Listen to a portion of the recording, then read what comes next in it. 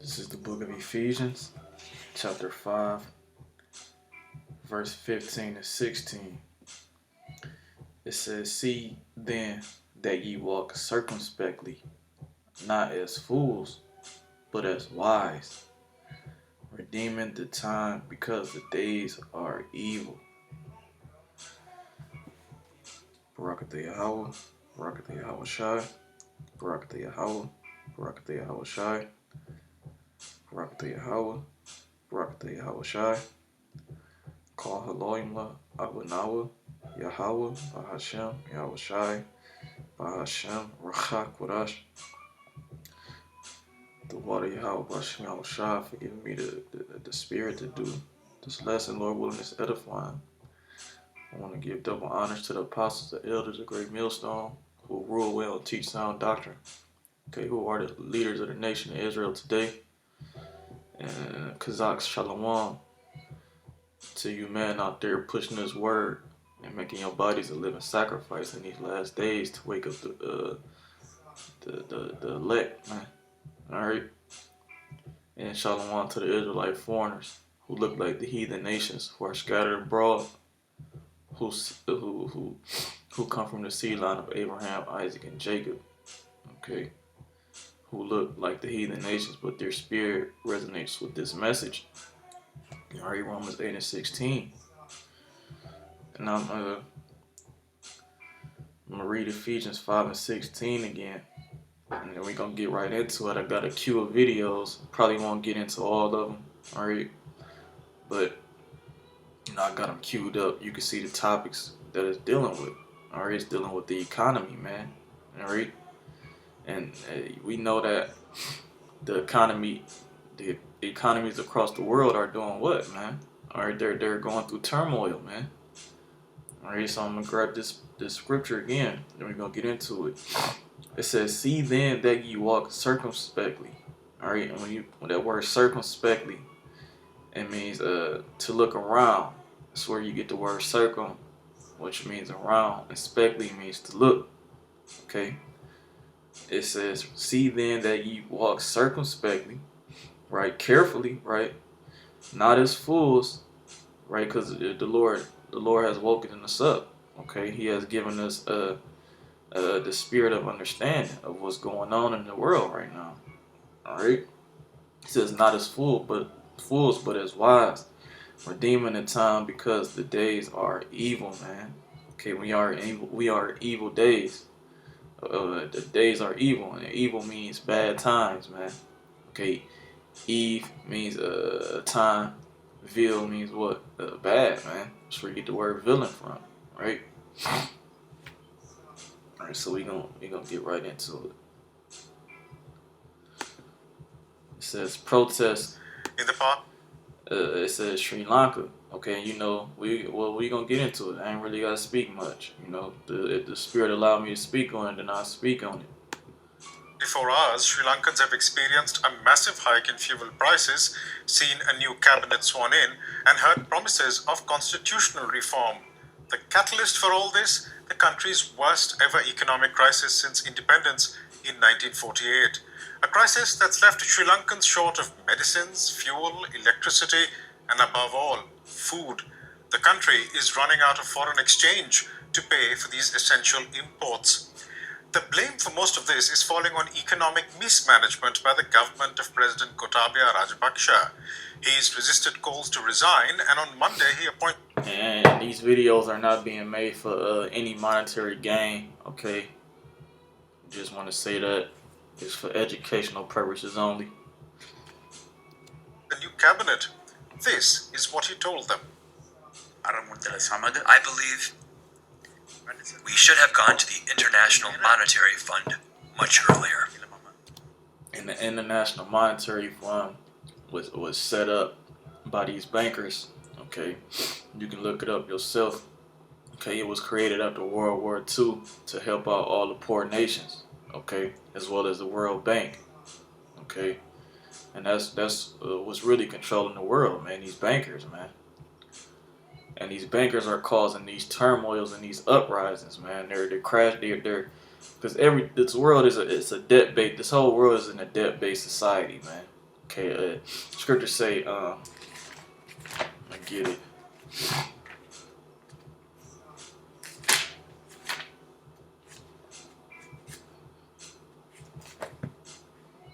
Slocky. Give me one sec.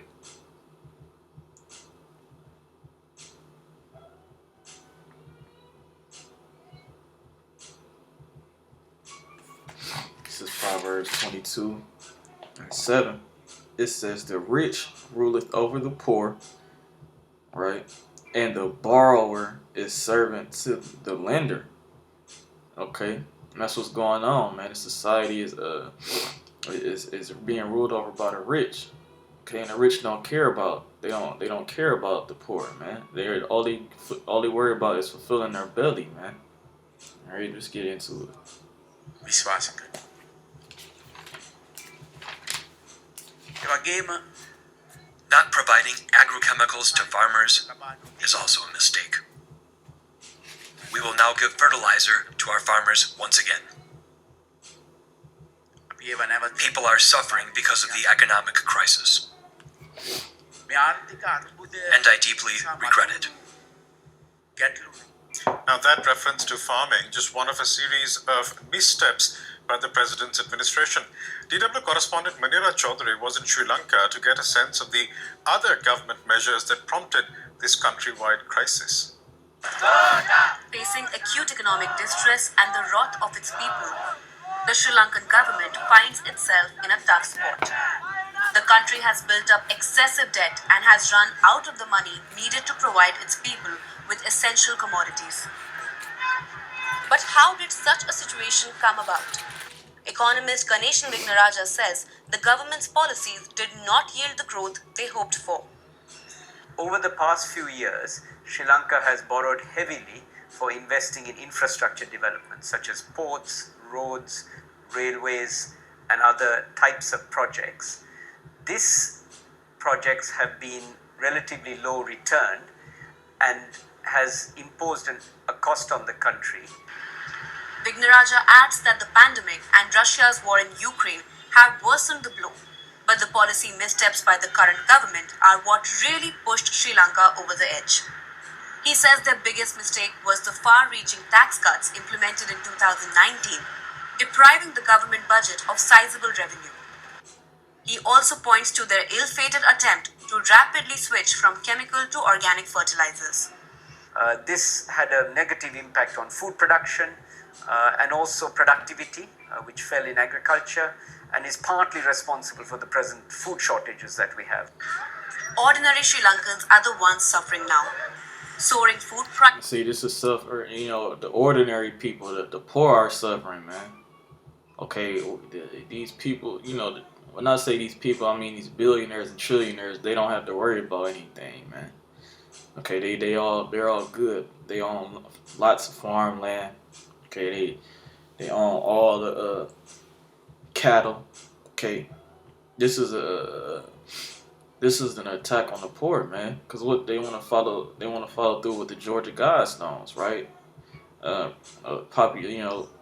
Had a population at 500 million, all right, and this is their plan, man. Lengthy power cuts and hours spent queuing at fuel stations, sometimes returning empty-handed, are adding to the frustration. The healthcare system is also under pressure, hit by supply shortages and substantial price hikes for medicines. But economist Vignaraja says he's cautiously optimistic the situation can improve if the right steps are taken at the right time. Restructuring Sri Lanka's debts through proper negotiations, cutting expenditures, and long-term structural reforms to attract more foreign trade and investment. He says the measures are crucial to reassure the disappointed youth of the country. There is a massive queue outside the passport office of Sri Lankans trying to get passports. All the foreign embassies are inundated by people wanting to migrate. This will be tragic for Sri Lanka if we have our youthful population not willing to be in this country and contribute to its future. Vignaraja says times may get tougher before getting better. That's my For now, young Sri Lankans are taking to the streets as far as the eye can see. demanding change and hope for the future. And they I got a scripture I'm put it right now. This is 2 Ezra 9 and verse 1. It says, He answered me then and said, Measure thou the time diligently in itself. And that's what we're supposed to do. We're supposed to watch out for the prophecies. Okay, that's measuring the time. Okay, it says, when thou seest part of the signs past, the prophecies, which I have told thee before, then shalt thou understand that it is the very same time wherein the highest will begin to visit the world which he made. Therefore, when there shall be seen earthquakes and uproars of the people, right, and that's what's going on, uproars of the people, man, across the whole world. It says, Then shalt thou well understand that the Most High spake of those things from the days that were before thee, even from the beginning. Right? And this is it, man. The Lord is about to make his return. Alright? is what many of those in the streets have to say about the crisis that's hitting their country. We are at the protest supporting all Sri Lankans, supporting our nation because it is something we should do. It is for our future, for our kids' future. It is for a better life because we are going backwards. I'm coming here to save our country from these corruption politicians. I came here to show my support for the people who are doing the protest, and also I believe that we need to do our part to stop this corruption. Last year it will be suffering from corona. This year we are suffering from economic crisis. The fuel is not there, and kerosene is not there, dollar is not there, gas is not there. We have Man, that's going across the whole world. not good, no rice and curry. And joining me now for more is Amantha Pereira. He's a researcher at Australia's CQ University We're in going to Melbourne. get to the next topic. And let's see what the housing economy is supposed to be. A house market collapse real soon. All right, you got a lot of people paying more. People paying more for these houses. I think I was reading somewhere. I think at the end of their 30-year fixed rate, they were paying a couple thousand, 10,000s more. Right. All right. Let's get into it. Just have to start off here on the rise that we're seeing in rates here. And really, I guess what everyone wants to know is 5% or 6% or wherever mortgage rates end up here on average. Is that going to be a deterrent? And I was young during the time in 2006, but I remember, when these prices started to go up, it was a recession, right? The housing market collapsed. It was war, right? And this is the steps to what? This is the steps to another war, man. Right? This is why the Lord said, Paul said, be circumspect, okay, not as fool, but as wise, redeeming the times because the days of evil, right? That's why the angel told Ezra, measured out the time diligently, man. All right, we supposed to be watching these things, man. We're set up as watchers. Ezekiel 3:17. Significant deterrent to home buyers. Good afternoon, Romain. Thanks for having me. And I think that we are about at the end of the increase in mortgage rates. We've seen the mortgage rates go up over 150 basis points just this calendar year. And we think that they are anticipating the full range of Fed movements. So we think that the rates are going to not go much above 5. But even at that level, to your question, of course, it does make the monthly payments higher, which means that people will have a little more trouble qualifying for a mortgage or will have to take a little bit lower mortgage amount. So it's certainly a headwind, but it's also a necessary step as we have seen really unsustainable home price appreciation in the high teens year over year for a couple of years running. So there is a need to cool things down a little bit in the market with such an imbalance of supply and demand. It was interesting, of course, Romain was just coming off of the commodity close. We've talked a lot about lumber, even the labor supply in the market. As you think about sort of not only just mortgages, but the broader economics, the other inflationary pressures, the other supply chain issues within the market, have those started to normalize as well? Unfortunately, not really. I think you've seen some improvement in the commodity price, but I think it's still the case that whether you're trying to build a home or even if you're just trying to do an addition or a remodeling, you're really still seeing shortages, delays, and higher prices pretty much across the board. And as you mentioned, even if you can get the materials in, you have to get a skilled tradesman in to help you install them, and that's all really, it's still at a premium. You know, we've had JP Morgan warning about mortgage rates for about a year and what it would mean for new originations. And with what you're saying about kind of a plateau here in rates, are we going to see that create many more new originations given that there is some stability here rather than straight rises? You know, our people, Jake, you Negroes, Latinos, Seminole, Native American Indians, they just, man, just keep renting, man. Or you know, it's too late to end up buying a house, man. Or you should have, you know, Jake likes to party their life away, and then, you know, as soon as they get to a certain age, they want to, you know, start to act like an adult, okay? But you should have been taking care of your shit, man. Or but our people are gonna do whatever they gotta do to keep their image in this society, man. They will pay over, you know, over the set price just so they can say they got it, man. Okay, they will live beyond their means just to say they got it, man.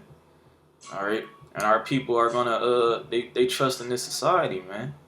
Okay, and it's ultimately gonna be their downfall.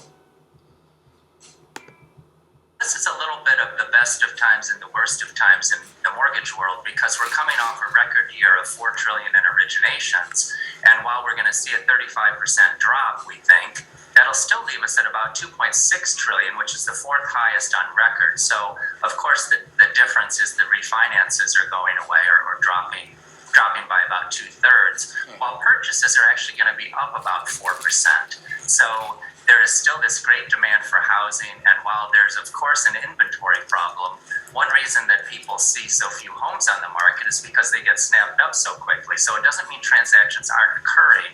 It just means they're occurring so quickly and many times with multiple offers that it's hard to get in on a home sometimes. But we're still going to see, we think, 6.1 million existing home sales, which is about as high as we've seen, and certainly the mortgages associated with it will be a new record. Well, talk a little bit more about how much refinancings were critical to some of your member companies here. For some of us of a certain age, I mean, when we came kind of into adulthood, I mean, we were still kind of looking at double-digit mortgage rates. Even if you had good credit, you were paying 9, 10, maybe even 11% here for a mortgage. There's been just a straight... And that's kind of crazy. I think, you know, a couple years ago it was like, what, I want to say like, but for this Crown Vic, it was like less than 4%. Okay, and within the last 2 years, 3 years, look, it has jumped up, man. All right, what is that? This inflation, man. Okay, they're gonna suck these bankers are gonna suck the world dry. They're gonna what is it? World Economic Forum said you will own nothing and you'll be happy, man. All right, they literally want to take everything from you, man. Okay, cause what you're born $80,000 into debt, okay, and they want their money back, man. Step pattern where if you bought a house in the 90s or in the 2000s, you can refinance over and over and over again till you got down into the 2% range, assuming you were able to do that. That had to have been a big boost for a lot of these refinancing businesses, and I'm wondering what happens to those businesses if we are in a prolonged trend here of interest rates rising. Yes, well, the members of the Mortgage Bankers Association, I think, did a great job of getting the stimulus from the pandemic in the form of lower rates put forth by the Fed into consumers' pocketbooks in the way of rate and term refinances, and getting a lot of people into situations where they probably won't have to refinance again for quite some time, if ever, unless they want to do cash out, which is much more available now with the high equity that most people have in their homes. But yes, certainly as it relates to our members, those who relied on refinance business, of course, are going to have to retool, probably shed some capacity, because absent cash out refinances and maybe some home equity loans, particularly with the depository institutions, people are going to be reluctant to refinance out of a 2.5% or 3% mortgage to get it to a higher rate. So certainly the purchase business is where the spotlight. I'm gonna go to the next video.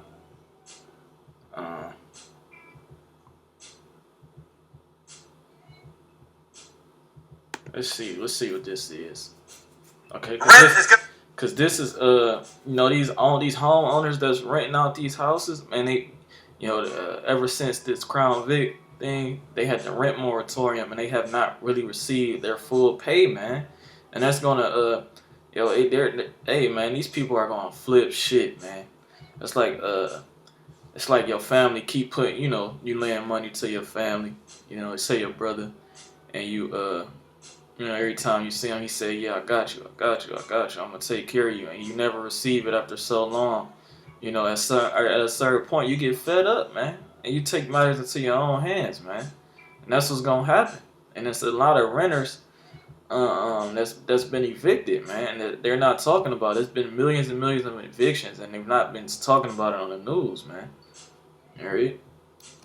Optional in Los Angeles until 2025 or 2026, that I can almost guarantee. Some insane new policies just got rolled in, and it's pretty concerning, especially if you're a real estate investor. But even if you don't live in California, you live maybe in New York or Illinois, or you live somewhere else in the country, you better pay attention to what's happening in California, because what's happening there generally seems to kind of drip over into other states. This huge court case that just occurred, the Supreme Court with the eviction moratorium, is so unreal. LA's eviction moratorium holds. The Supreme Court refuses to hear landlord challenge. Los Angeles landlords have failed in their legal quest to overturn the city's eviction moratorium. On Monday, the Supreme Court decided not to take an appeal from the Apartment Association of Greater Los Angeles. The decision effectively leaves in place the city's of LA's ongoing eviction protections for renters negatively affected with the pandemic. We had hoped the makeup of the court would give us a fair hearing. The executive director, obviously, they decided it was not an issue they were willing to take up. The decision could empower the city of LA to continue this thing with no end in sight. Now, I'm not one to, be pro-landlord or pro-tenant, but at the end of the day, I am pro-freedom, I'm pro-business, and I'm pro-opportunity. And when you're stripping away the opportunity and reshaping capitalism the way that they are right now, we really have to all question this. Is this something that's good for us, or is it something that's good for them? Look at what is happening right now in Boyle Heights. Boyle Heights tenants call for California legislators to cancel rent, to cancel it. Now this is mad, and what okay, they gonna say they cancel it, okay. What are they gonna do to make up for these funds that these homeowners are missing out on? They're gonna push more. They're gonna give out more money, which is what gonna crash the dollar, okay. And eventually they're gonna bring in a UBI, a universal based income, because that's the whole goal of this inflation thing, is to crash the dollar and bring in a new currency, which is gonna be digitalized, okay, which is all gonna be on the chip, okay. Go on to say, if the state can no longer extend or sustain the rental program, then the state needs to move forward with canceling everyone's rent. Canceling everyone's rent, said an organizer with the LA Tenants Union and Poor People's Campaign. But the question is, are the mortgages canceled? Are property taxes canceled? Are the expenses of being a property owner canceled? I don't think so. And as of right now, the eviction moratorium began March 4th of 2020, and it's extended until June 30th of 2023. Now, to make things easy, the entire period is 1,197 days within an eviction moratorium. 1,197 days. So that's about 40 months with a 30-day calendar month, which comes out to about 3.3 years with an eviction moratorium. Now, let's say that you have a rental, just one rental unit, and the tenant stopped paying on the first month, and rents $2,000. At the end, it would be $80,000 in back rent on one tenant. $80,000, not including legal fees.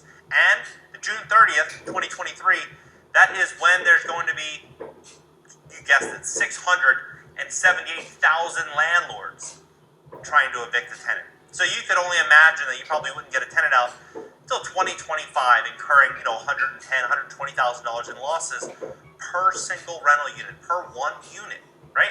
And so when we're seeing this whole thing kind of play out, it makes us really look at the big picture. 1.399 million households in Los Angeles.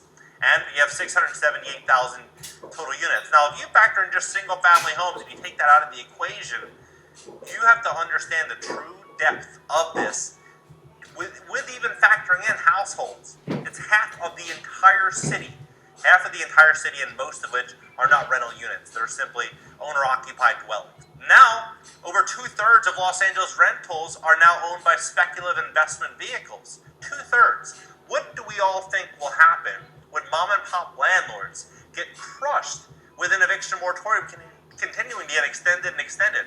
Big corporate landlords are going to run out there and acquire properties. Now, I know a lot of tenants and a lot of people are saying, well, rents are too high, and, you know, the entire real... Yeah, and they said rent is too high, man. You got these Babylonians, like I said, they want to keep up with their image, man. They will literally pay. You know, my boy, he got a. I don't even think it's a 2-bedroom apartment. It's probably a 1-bedroom, 700 square feet, and he pays. It probably not even that, and he pays what, nine to a grand a month. All right. Meanwhile, you can get a whole house, 3-bedroom house, upstairs, downstairs, basement, garage for $827, right? But these Babylonians, they don't think. Okay, they like I said earlier, they have no idea of what the fuck is going on. Like Apostle Tahar says, they live their life in mirth. They live their life in mirth, and then when it's time to settle down and handle their shit like an adult, it's too late. Okay, and you have fallen into the trap of these bankers, man. Okay, and what is it? BlackRock. I think they own most of you know, they damn near own most of the real estate, man. All right. So, hey, don't be surprised if they raise up rent, okay? And don't be surprised if they tell you gotta have the viper's venom to stay in them apartments either, man. All right. And not saying it's better, you know, having a home is, you know, being a homeowner has its benefits. But hey, even the land that your house is on, you don't even own it. Okay, they can literally tell you gotta move your house from off this land. All right. And this is the wickedness of this kingdom, man. Okay. Landscape needs to be redefined and changed to make it more fair and equitable and affordable, right? But how would this actually play out? How it's actually going to play out is probably the complete opposite of that. What's ultimately going to happen is that corporate landlords are going to be on the sidelines awaiting opportunity, and as there's blood in the streets, they're going to continue pouring capital in, buying, as well as the state of California. And when the state of California is buying properties, how is this going to change the landscape of affordability and the opportunity for property ownership? Well, right now, a very unique paradigm shift is occurring because we've heard about, you know, what's happening right now with airliners, and everyone's very excited about this, thinking that we may be going back to a place of 2018, 2019, where owners and, you know, renters and people could go out there and they can compete in a fair housing market. And people see this and they get excited thinking that the problems are over. However, I believe that the problems just began. And the reason I am saying this is this happened, right, April 19th. Which is true. Why are they doing this? Why are they dropping the mask? Why are they doing this? Okay, you know, I forgot who it was. It was I had to find a video, but the guy was saying, you know, the Crown Vic, you know, that was nothing. Okay, now it's the bird flu. Okay, that's what's gonna be it. Okay. All right. So why drop the mask if you know it's bird flu? Okay. So what did Paul say? What would the Yahushua say? I'm gonna grab another one from Paul. All right. This is Colossians 4 and 5. It says, "Walk in wisdom toward them that are without." All right. Meaning who these Babylonians, these especially our 2/3 of our people, you Negroes, Latinos, and Seminole Native American Indians. Okay, we're supposed to walk in wisdom. Okay, we're not supposed to be you know, being fools out here, right? What did the Yahweh Shai tell us, man? This is Matthew chapter 10, verse 16. It says, "Behold, I send you forth as sheep in the midst of wolves." Right? And we are in the midst of wolves, man. Okay? We are soldiers, man. Okay, we are behind enemy lines. It says, "Be ye therefore wise as serpents and harmless as doves," man. He said, "Be ye therefore wise as serpents." Okay, and we're just like that serpent in the garden was wise to deceive Eve. Okay, we're supposed to be serpents of righteousness, man, using wisdom. Okay, uh, uh, warning the elect of what's to come, man. All right, and I'm gonna get back to it. And one day ago, the 18th, the White House is holding this in May, right? They're holding this in May, and it says in advance of the May 12th, we are calling on world leaders, members of civil society, non-governmental organizations, philanthropists, and the private sector to make new commitments and bring solutions, right, to do this to the world, save lives now, and build better health security for everyone, right? The White House said in a statement, the emergence of this has reinforced the need for strategy.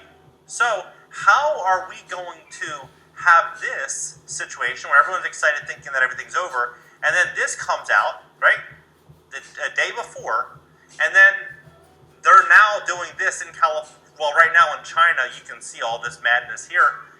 Everything's getting pretty crazy over there, and then we have White House, what they just said, right? And then we have what happened on the airlines. You have to see how things just don't make any sense. It doesn't make any sense. It's not looking as though we're moving out of the storm. It looks kind of like we're moving into the storm. And we're looking at what California is doing right now. LA County Board to consider recommending $38.5 billion in a budget. $38.5 billion in this budget. It says the budget brings to life the policy vision established with the Board of Supervisors to set a course for the county to strengthen the programs and services we provide millions of residents each day. The CEO, right, said in a statement on Monday. That means continuing to respond diligently to the evolving pandemic.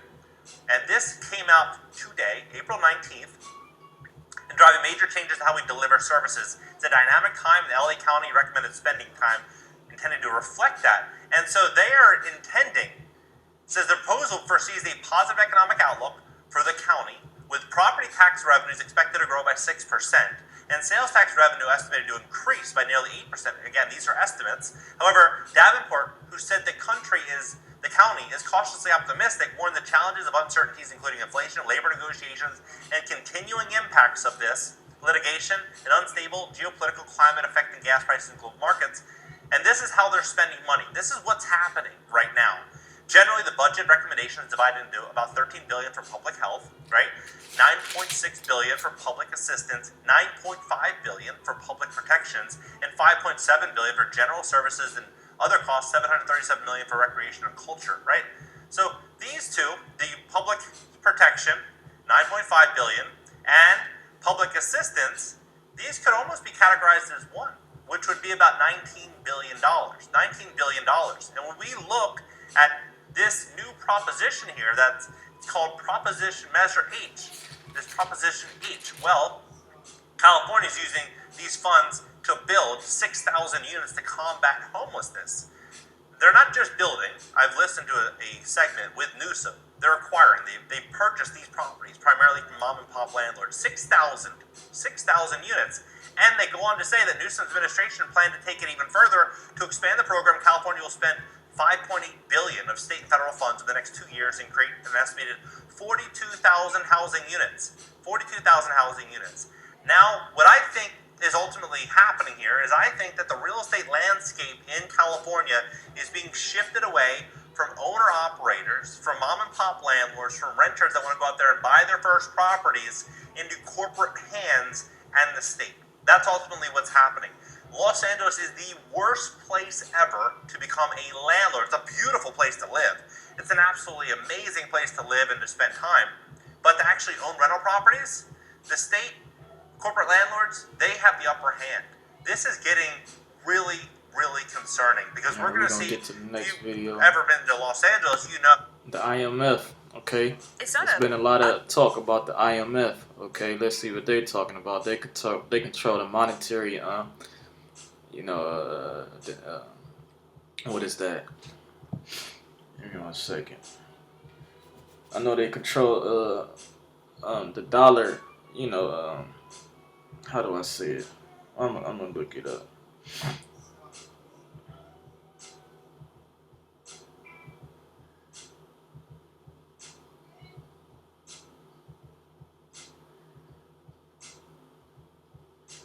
It says the IMF works to achieve sustainable growth and prosperity for member countries.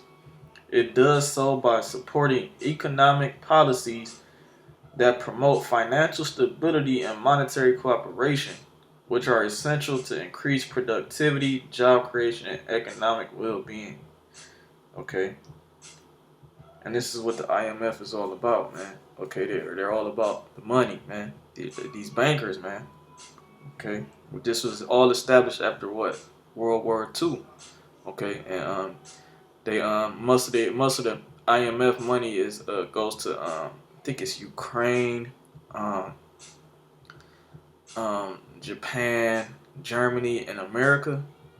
Could be wrong, but yeah, it's shockingly it's no surprise it's going to Ukraine. Why you think they keep giving Ukraine millions, hundreds of millions and millions of dollars, man? Okay. Time for the global economy or for China. Where do you think the economy is now in China? Because they got that 4.8 GDP forecast, but people are saying that's backward looking. We're looking at perhaps weaker numbers, which would probably be underscored by, for example, the consumer spending numbers we got recently as well. What's the trajectory for China's economy right now? Currently, unfortunately, momentum is pointed down. The year started well, and you see that some of this reflected in the Q1 numbers, which were quite positive. January, February, quite strong. But March was already pointing down, and we see this continuing in April. Consumer spending is one aspect linked to the COVID lockdowns, obviously. And the GDP is a gross domestic product, okay, which deals with what it's basically the nation's income, okay, what they're bringing in, okay. And I'm gonna look up GDP. This fucking phone. Satan, man.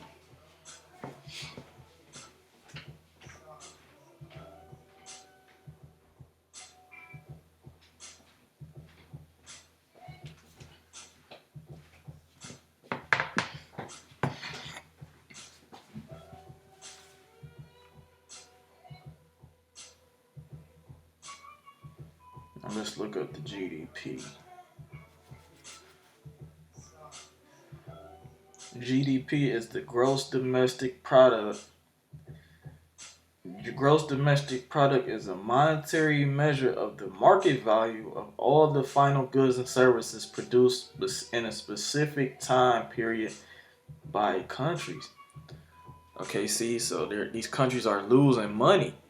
Okay, and the IMF wants to fix that. Okay, and who controls these rich elite bankers, man? You Rothschilds and you Rockefellers, and you behind the scenes, you devils, man. Okay, you behind all of this, man. You want to control everything. You problem, reaction, solution, order, add chaos, order out of chaos. That's what you do, man, and we see it. Ukraine war has ramifications for China as well. Energy prices are very high. That matters in the end for costs and investment. And we have an ongoing issue with the real estate sector that is still in crisis. So we have an undercurrent that's also fairly weak. How much weaker is it going to get? And what's going to determine that? I guess that's the big question. There's a lot of question about now the Shanghai lockdown, Shenzhen lockdowns. Maybe they're starting to ease, but is there going to be another variant? Property market's still weak. It's a long list for China. What is your sense of how this is going to play out in the next, say, 6 months? Well, our forecast is out there. The forecast has sort of come down quite considerably. We started at 4.8 in January for the year as a GDP growth figure. We're down to 4.4, and it's because of these factors that you just listed. And all three of them, the real estate, the ramifications of the Ukraine war and global energy market, and the domestic. And they keep blaming everything on the Ukraine war, which is BS. Okay, these economies were shit even before the Ukraine war. Okay, that's just E's way of witchcraft. Okay, he wants to pollute. He wants to make you believe, that Ukraine is behind this. Okay, so what? So they can go to war with Russia. All right. And when I say they, I mean NATO. Okay, which is part of the beast system. Okay, you have NATO, which represents the military force. You have the EU, which represents the economic force. And then you have the whore that sitteth upon it, which is what? Babylon the Great, America, where it gets all its commands from. Okay. COVID situation could get worse. So these are all drivers of the reversed forecast, but there are also risks going forward. Well, it sounds to me like this is a bit asymmetric then. You're not looking for a big rebound, and the concern is maybe it gets weaker. It really stands out in the World Economic Outlook when you talk about the big drivers, the big risks for the global economy. That right there in the top four easily is China's slowdown. Why at this point in time is China's slowdown so important for the global economy that you would place it with the war in Ukraine, things like that? Yeah, we have a lot of headwinds that the world is facing together. So a large economy like China, sort of pointing down in terms of momentum rather than up, is an issue. And so we would hope that policymakers accept that challenge and will increase policy support, both on the monetary policy side, but particularly on the fiscal policy side, where there's more room for activity. Helga, does the PBOC need to do more? On the monetary policy side, people keep waiting. We got the RRR cut. We didn't get the medium-term lending facility lowered. Maybe people are looking at the loan prime rate today. Others say, what good does it do to provide liquidity or credit if people are locked up and they can't go shop? If businesses, workers, they can't operate because they can't get to the factory? Yeah, good question. I mean, the PBC has acted, and that is very welcome. I also think that there's more coming. We've heard communication that promised structured credit policy support going forward, but I think it's really up to fiscal policy to step up. We have room for more fiscal support, and we have room for fiscal support that focuses more on household support rather than traditional infrastructure investment. Helga, I guess when you're talking about fiscal support, we have seen a big step up already this year, as this chart on the Bloomberg shows, but I wonder how much they can really do, given that at the same time that involves a lot of leverage, especially from the local government side of things. Yeah, I think China. Yeah, China. Hey, they're going through it, man. Okay, China is known as its true nationality is Moab. Okay, and over there they're getting hit horribly. The Lord is judging Moab. Okay, Moab believes that they have next, man. Moab is in the spirit of Esau, Edom. Okay, the so-called white man. They model their ways after America. Okay, but now they have surpassed America. Okay, and they think they have next. Okay, they're doing deals with Russia. Okay, they controlled a lot of agriculture that's going on that gets shipped around the world, and America mostly gets most of its imports from China. Okay, and America really doesn't produce anything, honestly. Okay, most of everything that comes here is imports. Okay, scriptures talk about. What is that? Revelation 18. It says, I'm going to start at verse 3. It says, Revelation 18:3, for all the nations have drunk of the wine of the wrath of her fornication. Right? And that's talking about Babylon the Great. Okay, they have taken on the philosophies, okay, the ideologies, the mindset of America, which is mammon, worship mammon, okay, which is Yeah, worship Mammon. Okay, that's about it. These nations over in the east, they don't. That's all they do is they don't follow anything else that E does, besides the EU or the European nations. Okay, because that's where America came from, the European nations, right? But these other nations, like these major nations, China, Russia, they're not with this alphabet movement. They're not with any of that. They just focused on the technology and the money. Okay. It says, "For all nations have drunk of the wine of the wrath of her fornication, and the kings of the earth have committed fornication with her." You got the UN meeting. Okay, you have all types of meetings, the G20 meetings. Okay, that's committing fornication. Okay. It says, "With her, and the merchants of the earth are waxed rich through the abundance of her delicacies," man. And her delicacies is her luxuries, man. Okay. This is what happened when they do deals with America. All the nations have gotten wealthy from America, man. All right. It says, and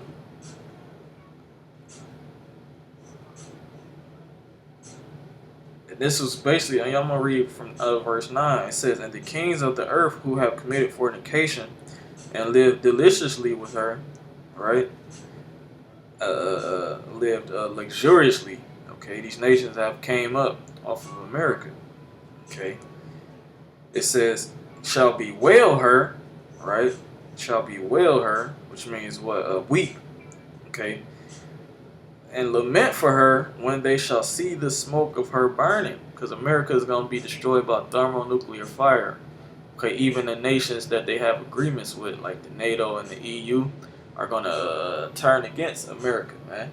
Because America, scriptures say, America is more stout than its fellows, man. Okay, these Caucasians, these so-called white people over here, are the most proud, man. All right, and that's why this place is gonna get taken out. It says, "Standing afar off for the fear of her torment, saying, Alas, alas, the great city Babylon, that mighty city, for in 1 hour is thy judgment come. And the merchants of the earth shall weep and mourn over her, for no man buyeth their merchandise anymore." Right? Because America is the biggest marketplace, okay, in the world. Okay, these nations they love doing business with America, man. Okay, these nations have gotten, like I said, they have gotten rich from America. Okay, and it's going to show how. It says, "The merchandise of gold and silver, and precious stones, and of pearls, and fine linen, and purple, and silk, and scarlet, and all thine wood, and all manner vessels of ivory, and all manner vessels of most precious wood, and of brass, and the iron, and marble, and cinnamon, and odors, and ointments, and frankincense, and wine, and oil, and fine flour, and wheat, and beasts, and sheep, and horses, and chariots, and slaves, and souls of men." Okay, and that's how these nations got rich. Okay, and European nations, how did they get rich? Okay, through slavery, the transatlantic slave trade. Okay, when they took the southern kingdom, which consists of Judah, Benjamin, and Levi, which will be your so-called Negroes, Jamaicans, and Haitians. Okay, they got rich off of you. All right. Meanwhile, they raped, robbed, and murdered the Northern Kingdom, which would be the so-called North American Indians, the so-called Mexicans, Latinos, and Hispanics. Okay, and this is Babylon, man. All right, these nations trust in that, man. All right, let's go to the next one. What's happening in DC now as we see these dual talks happen with the IMF? Hey, good morning. Officials from Sri Lanka and Pakistan are going to be having talks with the IMF this week It's the spring meetings in Washington for the IMF and the World Bank. So the main goal for these guys now will be try to unlock funds for Pakistan. They have $3 billion in funds that are waiting for approval or waiting for disbursement, but a little bit of a political jam up and some policy decisions there have sort of paused that.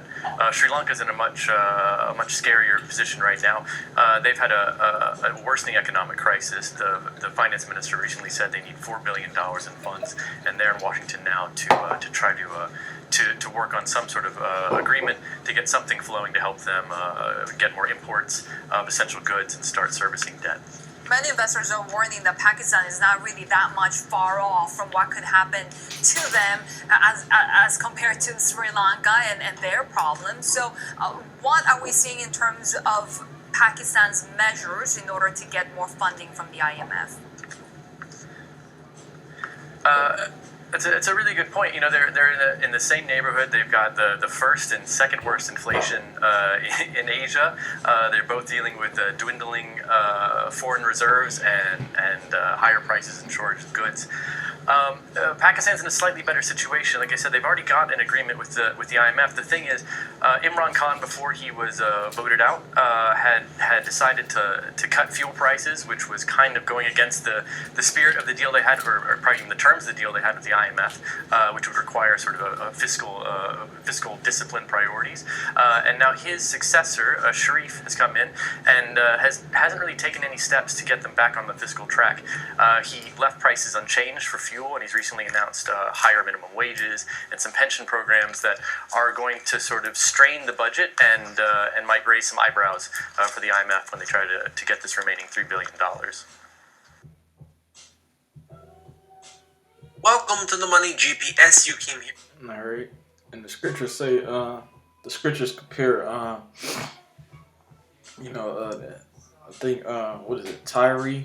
America is also known as Tyre, okay, which was Tyrus, okay, which was a Hamitic, okay, nation that was known for, its merchant ships, okay.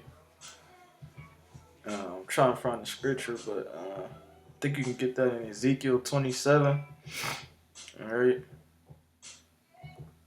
Yeah, you can get that in Ezekiel 27. I'm not going to go into it. The truth, so let me unveil that for you. This is huge. The first thing I want to look at is the possibility of an oil down. I'm going to show you what is going on today in the financial system. Let's begin right here. An EU embargo on Russian oil is in the works, according to the French minister. This isn't a rumor. This isn't some analyst. We are talking about a French minister. At the bottom, all these, these attacks on oil and everything, that's just to do away with, it's basically to go green. Make everything go digital, man. All right. They want electronic vehicles. They ultimately want to do away with you humans, man. Okay, they want to do away with the humans. They want to reduce the population of 500 million, man.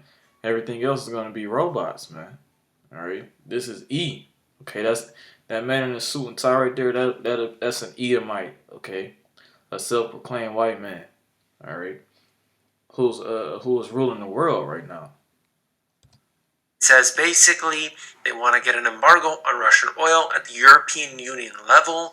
That is apparently in the works. Quote, I hope that in the weeks to come we will convince our European partners to stop importing Russian oil. This is what they want to do. They're waiting for the election to pass, and then they will have this basically brought up with the other countries. I don't know if it's going to pass. Let me tell you right now, it seems very unlikely. It seems like it would be self-destructive, but who knows what they are up to. This chart here goes through a lot, and of course, I can't get into it all, but I wanted to show you it because it's so important. Commitments from European companies to diversify away from Russian oil. They have already committed to making changes. You go down, the first column is the country. The second is the company. And so you can look through here, for instance, BP announced that it would stop buying Russian oil. go down. Maybe you recognize some others. ExxonMobil will exit Russia oil and gas operations. I think ExxonMobil was owned by either I think it was Carnegie or Rockefeller. Okay, which would be Edomites, man. Okay, they came over to America and raped, robbed, and murdered and pillaged this whole land, man, and got rich off of it. This is the book of James, chapter 5, verse 1. It says, "Go to now, ye rich men, that weep and howl for your miseries that shall come upon you." Salakia, I'm gonna read that again. "Go to now, ye rich men, weep and howl for your miseries that shall come upon you." And what is that talking about? Yeah, man, everything is about to be stripped from you, man. Okay, you have lived deliciously, man. All right, but this economic collapse. Okay, you think you're gonna survive through these things? No, man. This is the end of an empire, man. Okay, it says your riches are corrupted. Yeah, they're corrupted, man. They have been ill. You ever heard of ill-gotten gains? Okay, you have stolen these things, man. Okay, starting with Cristobal Colon. Okay, came over here looking for gold. Okay, meanwhile you didn't put down your sword for an hour, right? You can look that up. Then after him came Hernando Cortez, who came looking for gold, because the white man's god is gold, oil, and drugs, man. All right, look at his track record, man. It says, "Your riches are corrupted, and your garments are moth-eaten. Your gold and silver is cankered, and the rust of them shall be a witness against you, and shall eat your flesh as it were fire. You have heaped treasure together for the last days," man. And this last days is talking about right now, man. All this stuff is righteous indignation. The indignation of the Lord is upon you, Idumeans, man. Okay, you elites, man. You alright? And halt new investment. Nothing on the purchase of Russian oil. However, UK and Germany have announced to end imports by 2022. And you just go down the list. Isn't it interesting, right? And then you can see, of course, Russian import as a percentage of the total by the country. And a lot of these, they are significant. So you cannot just cut ties and not have that reverberate and not have a shockwave blast back at you. Now, this is what I wanted to touch on. I wanted to highlight and I wanted to show you today because it's going to impact everybody. You don't have to be in the European Union for this to have a direct impact, okay? Imagine what would happen to the price of oil. Some are suggesting that the price could basically double overnight. Nobody knows what's going to happen. But you can see right now, oil is just at around that $100 a barrel. We peaked out very briefly at $130 a barrel, and historically we've been as high as almost $150 a barrel, not even factoring in inflation. So where we will end up, if this actually occurs, at least in the short term, could be a doubling in the price. Like I said, I don't think this is going to happen. A doubling in the price. Okay, so if gas is around $4 right now, it's going to be up to 10, probably up to $15, man. All right, what is that? That's hyperinflation, man. All right, and that's what's coming upon America. All right, and I think Israel just dropped the American dollar and they switched over to the Chinese currency. I could be wrong. You can fact check me on that, but everybody is dropping the American dollar, man, because it's not worth anything, man. It's not backed by anything.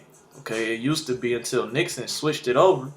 Okay, he stopped backing it by gold and silver. Now it's just a fucking paper, man. All right, and you Idumeans and you Negroes and Latinos and Seminole Native American Indians, you hold that dollar to heart, man. You believe in that dollar, man. Okay, and you're gonna do whatever it takes to keep that dollar, man. Okay, but that dollar isn't gonna last, man. All that dollar is gonna be used for is to keep you warm at night, man, because you want to light it on fire. All right. I don't think they'll get there, but even the talk of it could send the prices higher. Okay, I'm not going to beat a dead horse. I wanted to give you that information. I hope you appreciate it. If you do, hit that thumbs up. Freight is piling up. 25 million people in Shanghai have been sequestered for 18 days. This, I believe, is no longer the case anymore. I think they've started to pull back on those restrictions. But Chinese authorities this week slightly eased the restrictions, dividing the city into 3 categories based on the previous screenings and risk levels. So I think they've been consistently rolling those back, but I mean, who knows by the time this article was written and what's actually happening at that given moment. But my understanding is that this is starting to slowly but surely ease. People can wander outside of their apartment buildings, oh thank goodness, but are encouraged to stay home in neighborhoods. In the past 2 weeks, those in high-risk areas must still shelter at home. So depending on where they are allowed to have freedom or they are not. Okay? And then you can see here that they are just talking about the fact that Shanghai is one of the largest manufacturing centers in China. Heavy concentrations of automotive and electric suppliers, home to the largest container port in the world and a major airport that serves inbound and outbound air cargo. What's happening right now is that a lot of that has been moving to Ningbo, which is the nearest major port, and so that has doubled up. And you know, if you have to deal with this yourself, you would understand that this is actually causing a delay. There were, despite what we heard, 2020, 2021, not as bad. Actually, right now is worse than, in my opinion anyway, what was experienced over the past couple of years. Nearly 400 million people across 45 cities in China are under full or partial lockdown. Together, they represent 40... That's a spirit. I want to see this video, Supermarket manager Zhang Wei wakes at 5 a.m. after a night in a sleeping bag on her office floor in Shanghai to prepare the 3,000 plus orders of vegetables, meat, and essentials the staff send out every day to locked-in residents. Isolated from the outside world since April 1st, Zhang and more than 40 staff have been working long days to fill online orders from neighbouring housing compounds. Officials then deliver the goods. Basically, there is no time to rest. We are busy. She's in the room by herself, okay, with this mask on, man. This place is through, man. Day, even during meals if the neighbourhood committee members turn up to pick up orders or have a request. We will assist them immediately or solve whatever problems they may have. More than 1,000 grocery stores have stayed open during Shanghai's lockdown, but under a stringent closed-loop system. Workers must live on-site, test for the virus daily, and disinfect the site and products every few hours. Now, what are they spraying? Okay, at the grocery store. What is that? Okay, what is that?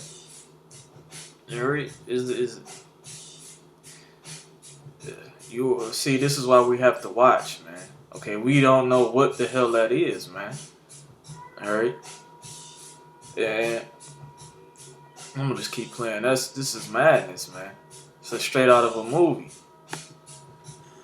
Shanghai's caseload remains modest by global standards, with about 16,000 asymptomatic coronavirus cases and 2,500 symptomatic cases on Tuesday. But the city has become a testing ground for China's COVID elimination strategy.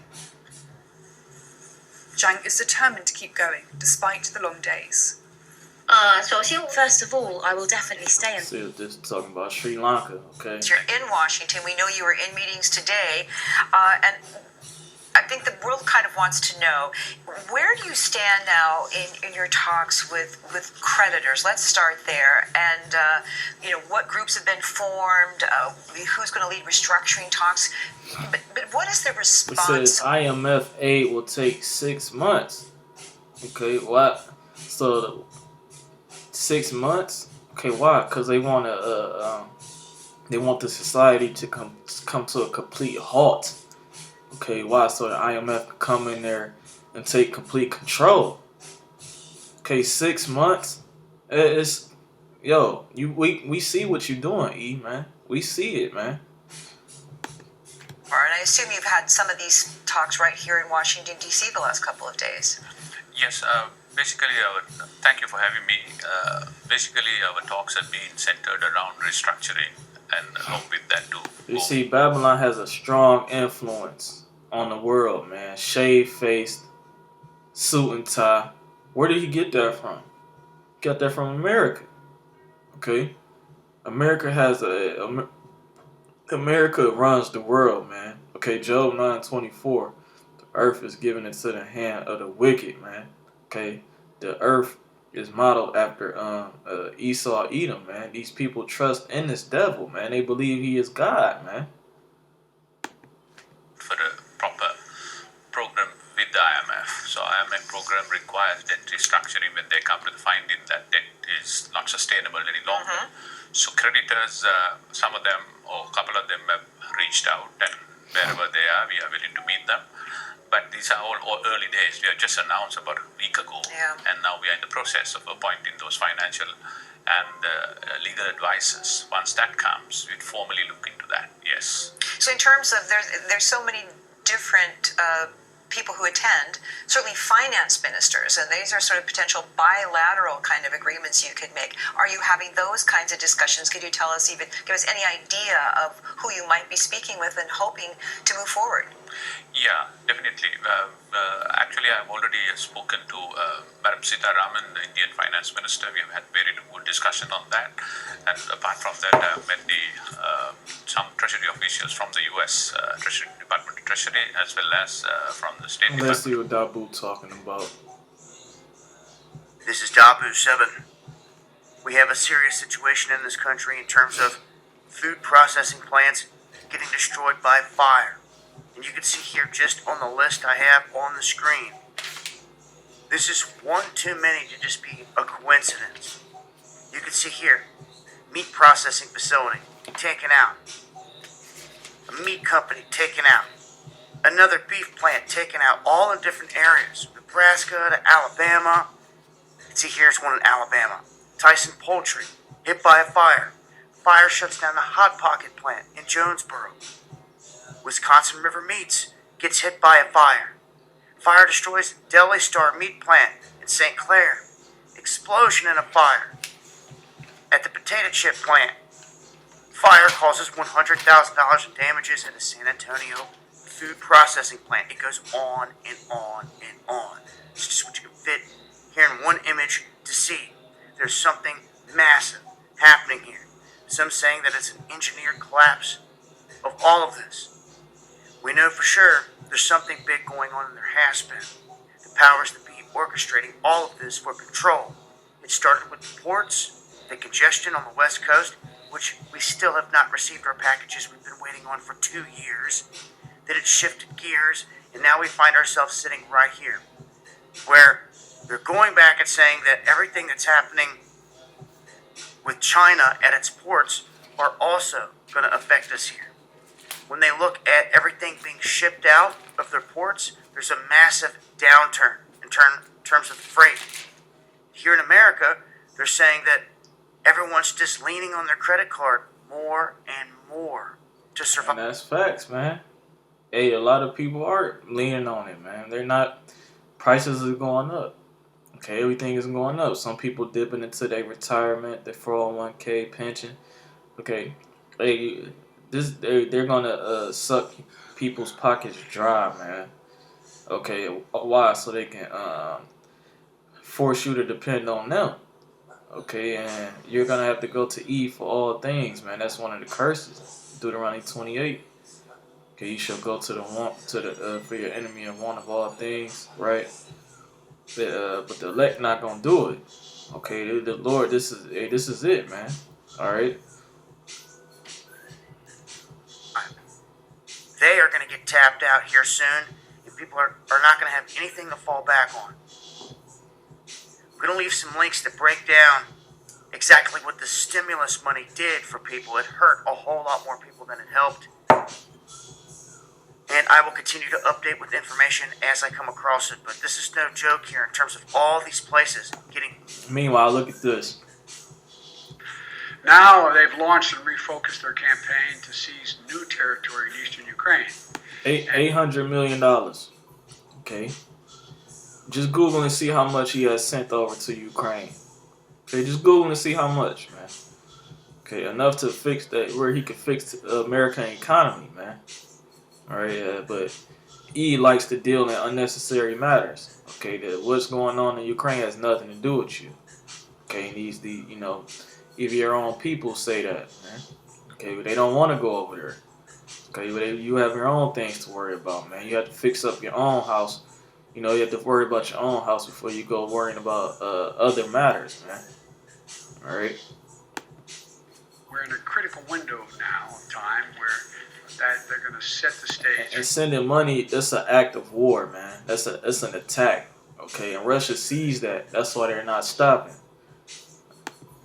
Next phase of this war. And the United States and our allies and partners are moving as fast as possible to continue to provide Ukraine the forces that they need, the weapons they need, the equipment they need, their forces need to defend their nation. Today, I'm announcing another $800 million to further augment Ukraine's ability to fight in the east, in the Donbass region. This package includes heavy artillery weapons, dozens of howitzers, and 144,000 rounds of ammunition to go with those howitzers. It also includes more tactical drones. We're sending it directly to the front lines of freedom, to the fearless and skilled Ukrainian fighters who are standing in the breach.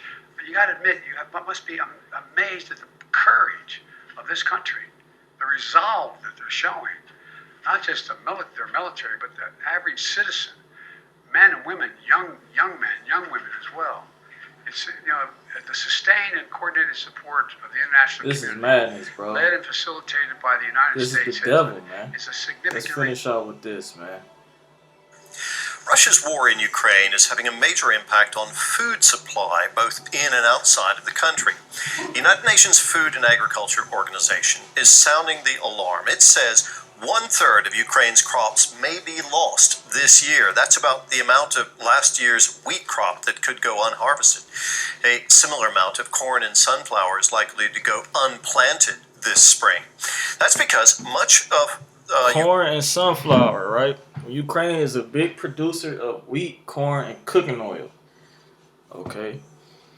And this is where we get most of our stuff from. America doesn't really grow much. Okay, this land over here, it's been doesn't keep the land Sabbath, so the world doesn't, the land doesn't produce what it should. Okay, that goes back to the curse of Cain. He said, "Cursed shall be the earth, must thou till it." Roughly paraphrasing. All right. So America depends on other nations to get its supplies. It goes back to Revelation 18. All right. Farmland lies in the war zone. Many farm workers have fled, and there are shortages of fuel, fertilizer, and seeds. Ukraine exports about 10% of the world's wheat and 12% of corn. Much of it goes to African countries. Ukraine is also the world's biggest producer of sunflower oil, accounting for 52% of all global exports in recent years. In our next report, we meet a farmer in Ukraine who explains the challenges that workers like him face in the midst of war. On a reporting trip organized by Ukrainian forces, DW's Matthias Berlinger met a demining group that is turning its attention to the country's fields. The war has left its traces on Alexander Fishun's property. Alexander is a farmer on the outskirts of Kiev. He owns 1,000 hectares of farmland and agricultural machinery. His business has been in ruins since Russian troops entered the village at the beginning of March. A burnt-out armored vehicle sits where his harvesters used to be. They came to the gate and began rattling. My workers were inside the farm. When they realized the troops were barging through the gate, they ran over there across the fence into the village. Thank God they're all alive. The Russian forces installed themselves inside the facility, and Alexander fled to Kiev. The Russian troops had occupied this place for around 3 weeks, and when they left, they blew up this place. Now Alexander is picking up the pieces. It's not just his farmhouse that was destroyed. The fighting has also affected his farmland. It is littered with unexploded ordnance. The minesweepers haven't been here yet, so we don't dare go out. We can't work at the moment.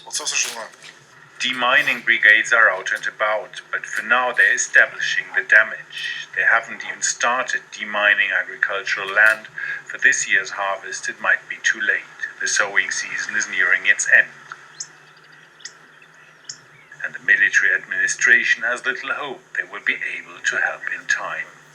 We demine the roads and houses first, social facilities like schools. the things that are needed so people can more or less walk around normally. We do the fields only after we've done that first. На полях це вже буде аж останній черг. He guesses it might take years for agriculture to get back to normal. Meanwhile, the winter wheat is growing. Alexander sowed it before the war. We've flown drones over the field and where we see traces of vehicles. My workers have been searching for mines with metal detectors. But we need clearance for the whole field. We don't know what's lying in there. And we'll have to wait for the minesweeping team to confirm that the field is safe. I'm going to get 2 precepts and I'm going to close out. Alright.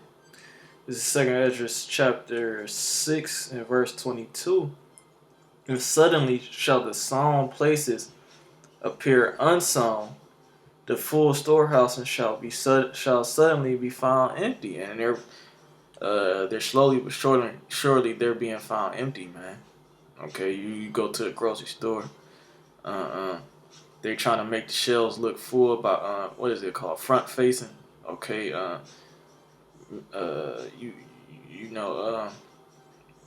you're making the shelves look full. Okay, and then once you grab it. You grab one item, you notice there's nothing behind there. Okay, it's just one item there, man. Okay, you go to the store looking for certain types of oils. Okay, you're not gonna be able to find it, man. All right, this is what's gonna happen to Babylon the Great, slowly but surely, man. Okay, because Babylon the Great is really not really going through much. Okay, you know we going through inflation and stuff. Okay, but it has not hit like around the world yet, man. All right. It says, and the trumpet shall give a sound, which when every man heareth, they shall suddenly be afraid. Okay, and at that time shall friends fight one against another like enemies. Right? Why? For food, man. All right. For resources. Okay. Resources are gonna be scarce. It says, and the earth shall stand in fear with those that dwell therein. The springs of the fountain shall stand still. Talking about the water. Okay, your water faucet, the water system is going to fail, man. It says, and in 3 hours they shall not run. Okay, meaning what? You're not going to be able to have no source of water because everything is on everything is digitalized. It's hooked up to something digital, man. Okay, everything is on the grid. All right. So this is what's about to happen, man. This is a well thought out plan that the Lord has given these Edomites. Okay. And now I'm gonna grab 2nd Esdras 15 and 12. It says Egypt, and we know that according to Revelations 11 and Deuteronomy 28:68, that America is spiritually known as Egypt. Okay.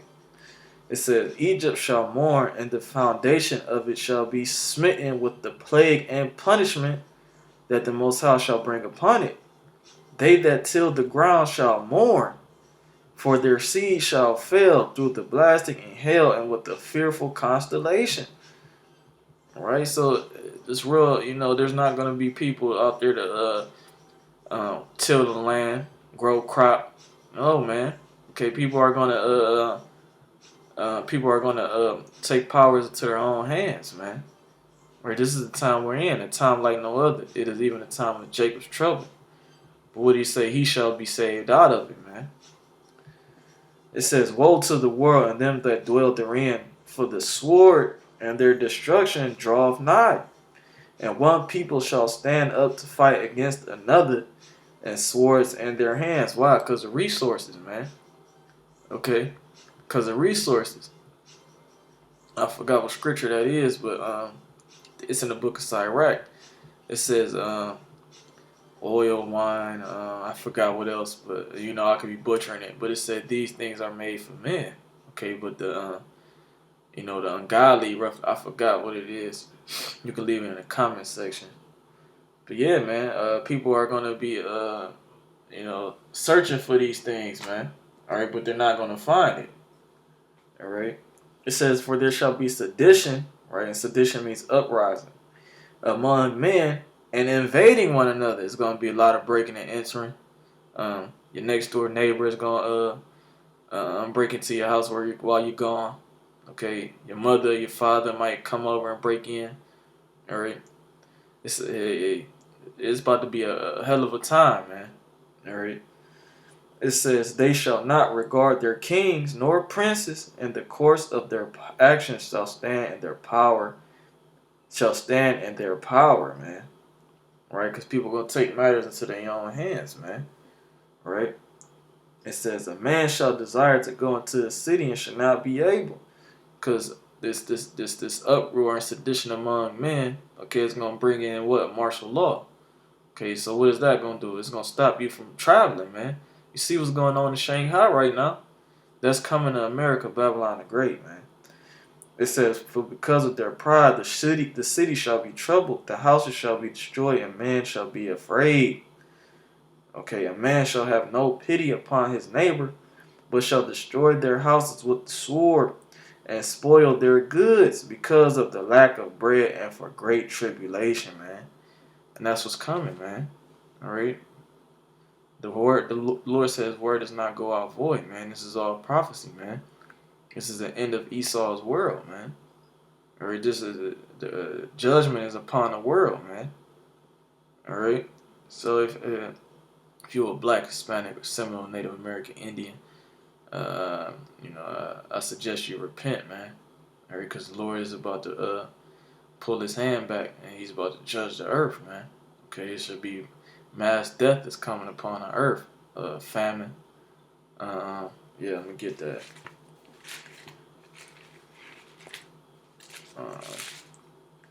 This is the book of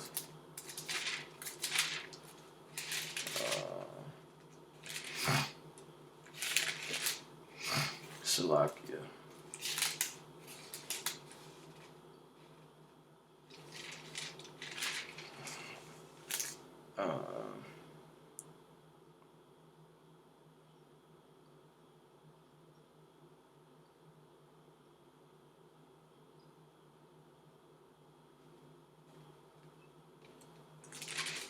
Is it 40? Yeah, I think it's 40.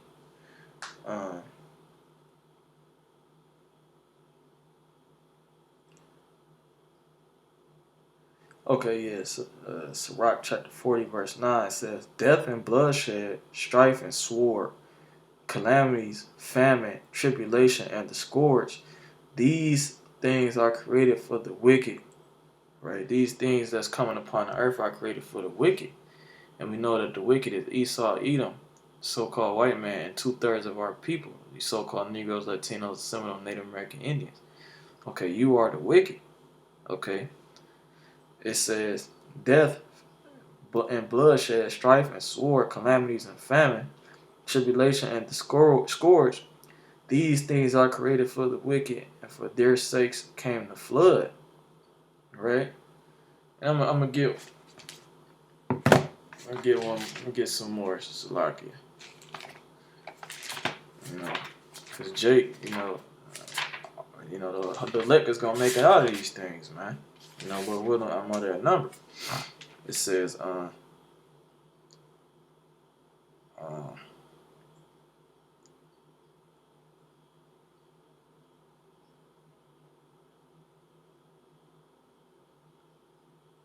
this is Isaiah 65:13. "Therefore, thus said the Lord Yahweh, behold, my servants shall eat," right? His servants, his elect.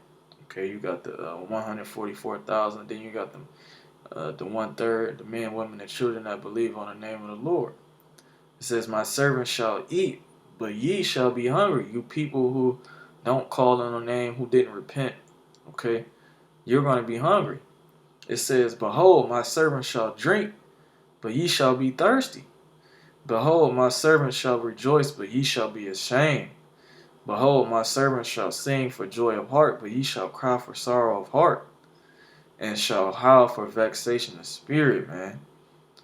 And that's what's coming to happen, man. Or you people who don't repent, you're gonna be asked out. It said a lot of people gonna die from famine. Famine is a horrible way to die, and also pestilence as well, man. Okay. So once again, if you're a so-called Negro, Latino, Seminole, Native American, Indian, West Indian, Haitian, I suggest you repent, man. Okay, you see the Lord's word is making entrance, man. The Lord is making entrance upon the earth, man. All right, repent, for the kingdom of heaven is at hand. I'm gonna close out with that. Lord willing, this is edifying. I'm gonna give all praises to Yahweh, Ba'ashem, Yahweh Shai, Ba'ashem, Rechak Wadash. Double honors to the apostles and elders, a great millstone. Peace and salutations to the elect. Kwame Yashala Baba.